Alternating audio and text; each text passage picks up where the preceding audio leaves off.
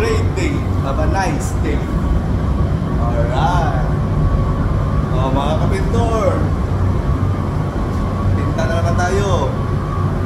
Okay. Ito mga scratch. May scratch itong bumper. Bumper lang ito mga kapintor. Yan, gawin natin yan. Kulay nito parang ano eh, mahonggani yata. Red orange. Yan. Ito yung repair natin ng damage ng door. Spray out card natin yan mamaya. I-match natin yung kulay. Tapos itong fender na ito, brand new fender. So gawin natin ngayon mga kapintor, bagong fender, repair yung door, tapos yung repair din yung bumper.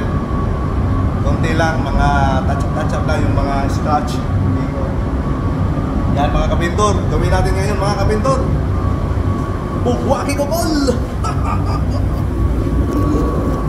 Unang mga kapintor, set up muna tayo.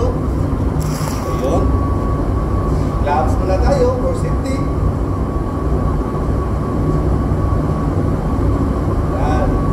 Yung gustong magpa-shoutout dyan, comment na kayo para sa next time magpa-shoutout tayo. Oo, yan lang. Katuwaan lang tayo mga kapintor. Social media na kasi ngayon eh. Yun.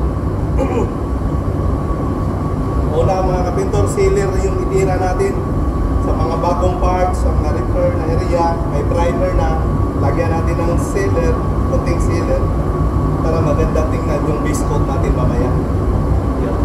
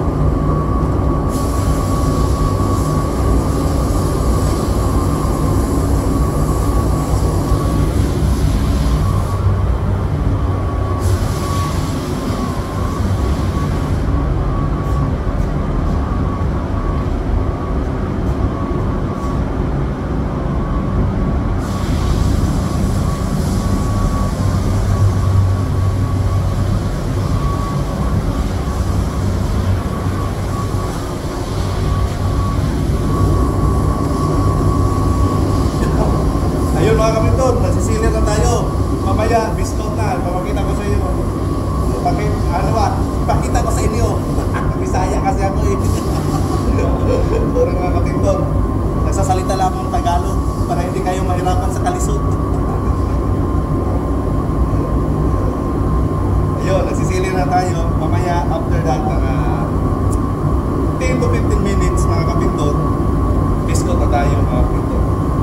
So ngayon, gawin natin, linisan natin yung spray gun natin para mamaya maganda yung resulta sa biskot natin.